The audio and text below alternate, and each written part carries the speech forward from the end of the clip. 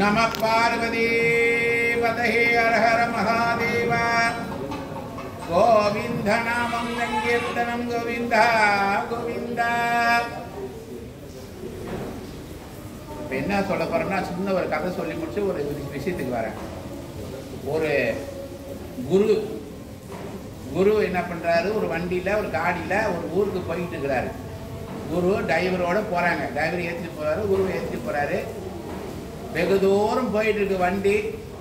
வண்டி பழுதாச்சு, ரிப்பேர் ஆச்சு. வண்டி நிப்பாட்டாரு, டிரைவர் நிப்பாட்டாரு. வண்டி செய்ய முடியல. அப்போ டிரைவர் சொல்றாரு, வெளியிலேருந்து ஆளு கூட்டியாந்து தான் செய்ய முடியும் அந்த வண்டியன்றாரு. அப்புறம் உடனே என்ன பண்றாரு, குரு அப்படியே பார்க்குறாரு. ரொம்ப நேரம் காத்திருக்கணும்ல, பார்த்தாரு. கண்ணுக்கு எட்டினா தூரத்தில் 2 வீடு தெரியுது.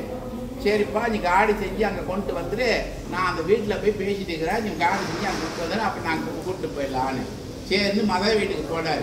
மத வீட்டுக்கு போனதும் அந்த வீட்டில் ஒரே மங்களகரமான சாமி பாட்டு, பால் நிறைய சாமி மகான் போட்டோ எல்லாம் மாட்டி வச்சிருக்கேன்.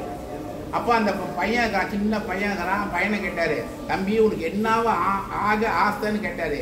உன்னோட என்ன சொல்லுவாங்க, அந்த ஆசை என்னவோ ஆக போகிறேன்னு கேட்டார். கேட்டதும் அந்த பையன் சொன்னான், நான் பெரிய ஒரு மருத்துவர் ஆகணும்னு சொன்னான். சரி, அந்த குரு என்ன பண்ணாரு, நீ மனப்போல வாழ்வன்னு சொல்லி ஆசீர்வாதம் பண்ணிட்டாரு. ஆசீர்வாதம் பண்ணிட்டு இன்னொரு வீடுகள் அங்கேயும் போகணும்ல, அந்த வீட்டில் போய் பேசிட்டு வந்துடுறேன்னு போனார். அங்கே போனால் அந்த வீட்டில் பார்த்தா ஒரே நடிகர் படம், ரஜினி படம் இப்படி மாட்டிருக்கு. ஒரே சினிமா பாட்டு, ஒரே இதாக இருக்கு. அப்புறம் அந்த பையனையும் கேட்குறாரு குரு. கேட்டதும் என்ன ஆக போறேன்னு கேட்டார். அந்த பையன் சொன்னான், நான் ரஜினி ஆக போறேன்னு சொன்னான். சரி, உன் மனப்போல வாழ்வுன்னு சொல்லிட்டு ஆசீர்வாதம் பண்ணிட்டு போயிட்டாரு. போயிட்டு சில காலம் சென்று, வெகு தூரம் சென்று, ரொம்ப காலம் ஆயிடுச்சு. அப்போ அந்த வழியாக போகிறாங்க. குருக்கு உடனே ஞாபகம் வந்துச்சு, இந்த வீட்டில் 2 பையன் நம்ம வாழ்த்துட்டு போகணுமே, போய் பார்ப்போம் என்ன ஆனானுங்கன்னு. போய் பார்த்தா மத வீட்டுக்கு போனார. அந்த பையன் பெரிய மருத்துவராகி பெரிய செல்வாக்கோட வாழ்கிறான்.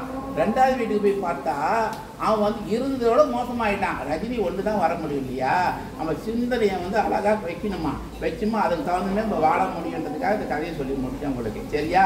அதே போல் வாழணும். நம்ம பிள்ளைங்களும் அதே போல் வாழ்ந்தா, படிக்கிற பிள்ளைங்க சிந்தனை அந்த படிப்பு மேலே மட்டும் போடணுமா. ஒரு வியாபாரம் பண்ணுறவன் அந்த வியாபாரத்தை மேலே வச்சமா வெற்றி அடைய முடியும். நம்ம சிந்தனை அங்கங்கே செதற விட்டு வச்சுக்கலாம், அது வெற்றி அடைய முடியாது, நேராக போக முடியாது ஒரு இடத்துக்குன்றதுக்காக அந்த கதையை சொன்னேன். அதுக்கு தகுந்த மாதிரி வாழை பழகி பண்ணிட்டான். அடுத்தது பார்த்தா நம்ம கல்யாணம் பண்ணுறோம்ல, கல்யாணம் நடக்குது இல்லை, கல்யாணம் நடக்கிறப்ப வாசலில் வாழை மரம் கட்டியிருப்போம்.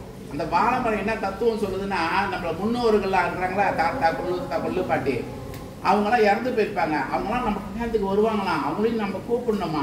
அந்த வாழை மரத்தில் நின்று நம்மளை வாழ்த்துவாங்களா, பிள்ளைங்களை வாழ்த்துவாங்களா, அந்த கல்யாணம் பண்ணுற பேர பிள்ளைங்களை, கொள்ளு பேர பிள்ளைங்களை வாழ்த்துவாங்களா. அதுக்கு தான் வாழை மரம் கட்டிருக்கு. பண்ணி முடிச்சாச்சு. கல்யாணம் பண்ணி முடிச்சதுக்கு அந்த மாப்பிள்ளை என்ன பண்ணுவோம், அந்த பொண்ணு காலை தூக்கி அந்த அம்மி மேலே வச்சு மிஞ்சி போடுவாங்க பாருங்க. அப்போ அந்த என்ன அர்த்தம் சொல்லுதுன்னா, திருவள்ளுவர் இருக்கார் இல்லையா, அவங்க மனைவி தான் வாசிக்கு. அவங்க என்ன பண்ணுறாங்க, திருவள்ளுவர் எழுதிக்கிட்டு இருக்கிறாரு, வாசிக்கு கிணத்துல தண்ணி இழுக்கிறாங்க. தண்ணி இழுக்கிறதுல அவருக்கு ஒரு பொருள் தேவைப்படுது, வாசிக்கின்னு கூப்பிட்டாராம். கைத்தை அப்படியே விட்டுட்டு ஓடி போய் அவங்க காரியம் முடிச்சு போய் பார்த்தாங்கன்னா, அந்த கயிறு அப்படியே அந்த இடத்துல நிற்கிதான். உள்ள உளுந்தோடு தானே விட்ட கையோ கிணத்துல இழுக்க தண்ணி உழுவில் அப்படியே நிற்கிது. அதுக்கு என்ன அர்த்தம், கணவன் மேலே வச்சு பக்தி.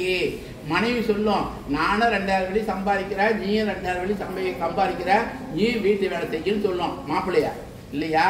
அந்த கல் இருக்குல்ல, அந்த அம்மி கல், அது தூக்கி கீழே போட்டால் என்ன ஆகும், உடஞ்சிடும். உடஞ்சா என்ன ஒட்ட வைக்க முடியுமா, ஒட்ட வைக்க முடியாது. பெண் வாழ்க்கை அவளை தான். பெண்ணுன்னா இப்படி தான் இருக்கணுமா, இதுக்குள்ளதான் இருக்கணும், அந்த கோட்டுக்குள்ளதான் இருக்கணும் இல்லையா. பெருசாக நம்ம நினைக்க வாழலாம், நல்ல சிறப்பாக வாழலாம். கடவுளுக்கு அடங்கி இருக்குன்றதுக்காகத்தான் அந்த கல்லை நம்ம உதாரணம் காட்டுறோம். அதனால தான் அந்த அம்மியை மெய்ச்சி அறிந்ததை கண்டாயான்னு கேட்பாங்க கல்யாணத்தில் பொண்ணை பார்த்து. அப்போ அந்த பொண்ணு சொல்லும், நான் பார்த்தேன்னு சொல்லும். அதே போல் வாழுன்றதுக்காக அந்த தத்துவம் சொல்லுது. அப்போ 2வது என்ன பண்ணுவாங்க, இந்த மண்பானை, இந்த அர்த்தாணி பானைக்குள்ளே மோந்திரம் பாலெல்லாம் போட்டு எடுப்பாங்க, பார்த்துருப்பீங்களா. எடுக்கிறப்ப அதுக்கு என்ன சொல்றது, ராமாயணத்தில் சீதையா ராமரும் வனவாசம் போய் தான் காட்டில் 14 வருஷம் வனவாசம் இருந்தாங்களே. ஒரே கோடை காலம், கோடைன்னா தண்ணி இல்லை, எங்கேயுமே வெயில், ஆறுலாம் வத்தி போச்சு. ஒரே ஜாடியில் கொஞ்சோண்டு தண்ணி இருக்கு. அப்போ அந்த தண்ணி ஒரு ஆள் தான் குடிக்க முடியும். பெண்மான் சொல்லுது, இல்லைங்க நீங்கள் ரொம்ப கலப்பாக இருக்கிறீங்க, நீங்கள் குடிச்சிங்க அந்த தண்ணியை. ஆண்மான் சொல்லுது, இல்லை இல்லை நீ ரொம்ப கலப்பாக நீ குடிச்சிக்கோன்னு சொல்லுது. 2 பேரையும் விட்டு கொடுத்துட்டாங்க. 2 பேர் சேர்த்து முடிவு பண்ணுறாங்க, 2 பேரும் வாய் வச்சுக்கோ, 2 பேர் பகிர்ந்து குடிச்சுக்குவோம் தண்ணியன்னு. 2 பேரும் தண்ணி வாய் வச்சுட்டாங்க. பெண்மான் நினைக்குது, அவர் ரொம்ப கலப்பாகிற, அவர் குடிக்கிட்டோம், நம்ம வாயை மாட்ட வச்சுக்குவோன்னு வச்சுக்கிச்சு. அப்போ 2 பேரும் விட்டு கொடுத்தாங்களா? வாழ்க்கையில் திருமணன்றது விட்டு கொடுத்தா தான் நல்லா வாழ முடியும். அதை விட்டு நம்ம சண்டை போட்டுருந்தோமா? கணவன் மனைவி இருந்தால் சண்டை வரும், ஒரு நாடுனா சண்டை வருதா? உலகனாலும் சண்டை போகிறாங்க, நடந்துக்கிட்டு தான் இருக்கு. அதை பார்த்தா நம்ம வாழ முடியாது. எப்படி வாழ போகணும்னு வாழணுமா? அழகான வாழ்க்கை, அமைதியான வாழ்க்கையை வாழலாம், சொர்க்கத்தை இங்கேயே காணலாம். அதுக்கு சொல்லி முடிச்சுக்கிறேன். எல்லாரும் நல்லா வாழணும். சரிங்களாம்மா? நம்ம பார்வதி பதகி அரஹர மகாதேவா.